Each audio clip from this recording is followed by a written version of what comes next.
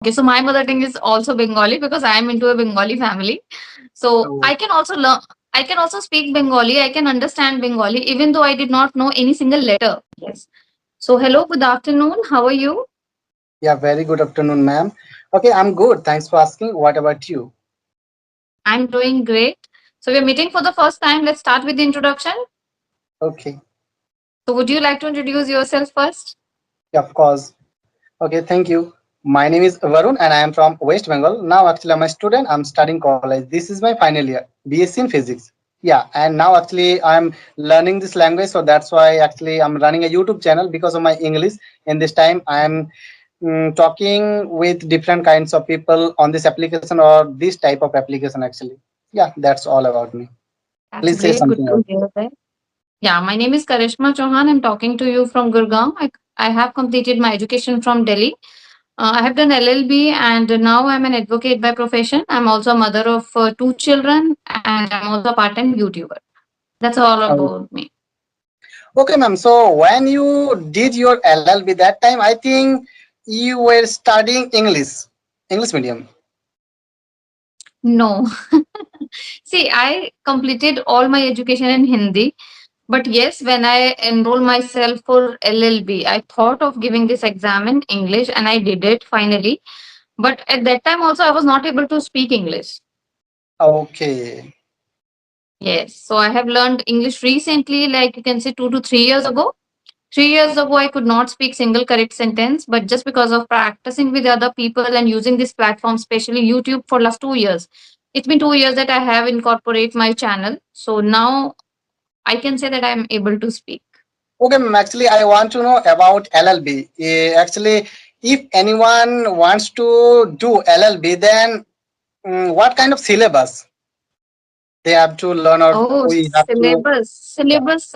Okay, let me tell you, syllabus is really very interesting. You personally feel interested to study law because law is something which is based on your natural rights, your human rights, and every person wanted to know more about them, right? So for that reason, people automatically feel interested while they are studying law. But there are few subjects which are very boring. You don't want to read them. Don't want to learn them. But obviously, if you want to clear the exam, you must have to study that, but otherwise it's a quite interesting course, I can say, and I feel that it's the most easy one. One thing is only required, that person has this capacity to learn some sections and all, because in the exam you have to provide section along with the answer, so that's compulsory, but otherwise it's interesting. Okay, okay, ma'am. If anyone do these kind of courses like LLB, then we have to learn like all constitution bodies and IPC section, everything. We have to study. No, no, no. We don't need to learn everything actually. You know what happened after completing our law, when we worked practically with the in the court, we Mm-hmm. automatically get to know about the different sections. No lawyer has learned all those sections. But have you ever seen that there's a set of books in the law firm?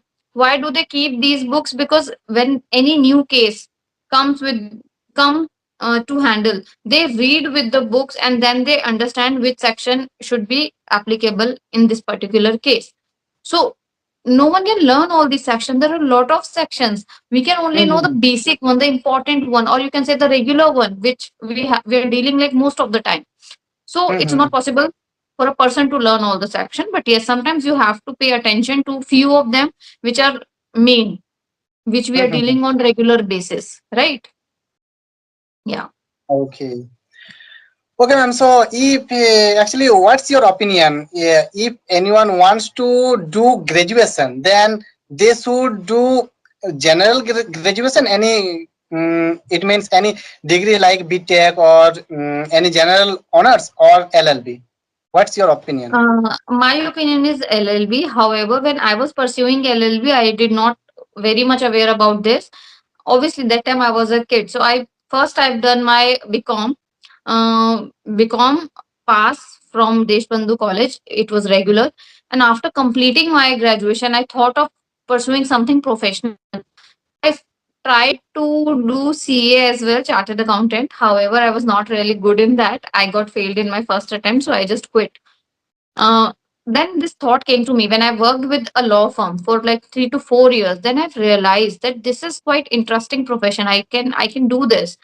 And then I enrolled myself for LLB. So it's like very late after my graduation. I took 4 or 5 years of gap.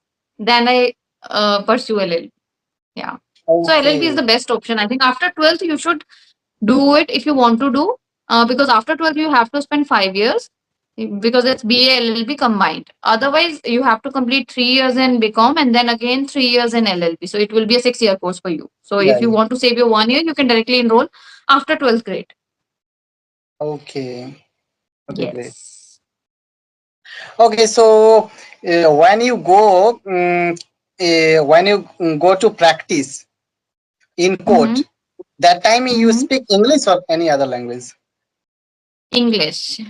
English. I love speaking English personally because the time when I started practicing in the court, that time I was also learning English. My main motive is to speak in English in front of the judge, especially when I visit Saket Court in Delhi. That court is very professional. All the judges, most of the time, they speak in English. So I do not want to start the conversation or arguing with judge in Hindi language. However, he will not restrict me. He can also communicate in Hindi. But personally, I feel that I should communicate in the language in which judge is talking to me. So it's the English. English is the preferred language when it comes to argument in Delhi, especially. Okay, so what's your opinion? If anyone wants to learn this language, then how to learn and what kind of things actually they have to focus for English speaking, only English speaking? They have to focus on listening only. That is it. I'm not going to recommend writing, reading, and other tools of learning English.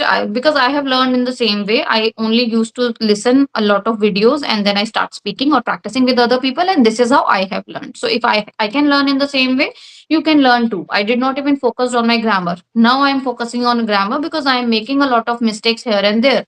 So now I don't feel comfortable, because if I'm talking with someone with very good fluency, I should be accurate at the same time. So now I'm focusing on grammar. But earlier, when I was learning English, I did not focus at all on my grammar, not on other aspects of learning. I only listen and then start speaking. This is the things which work for me, and I think it can work for everyone. Okay, ma'am. What kind of grammar is important for English speaking? Actually, I you were think learning. tenses are okay. You should know the basic tenses. Most of the time, you should know the good. You should have the good knowledge of tenses, and you can start learning. After that, when you start speaking with different people, you will get to know that how this structure has made, how the other person speaking. You will automatically understand the grammar when you start speaking the sentence. This is how my younger kid, like he was only 5 years old, he learned English in the same way. When I used to talk to him, he learned all these sentences, structure, and after some time they start understanding that what I'm speaking wrong or what I'm speaking correct. This is the way kids learn Hindi or mother tongue. Like you are from West Bengal, your mother tongue must be Bengali. Mhm. Okay, so my mother tongue is also Bengali because I am into a Bengali family.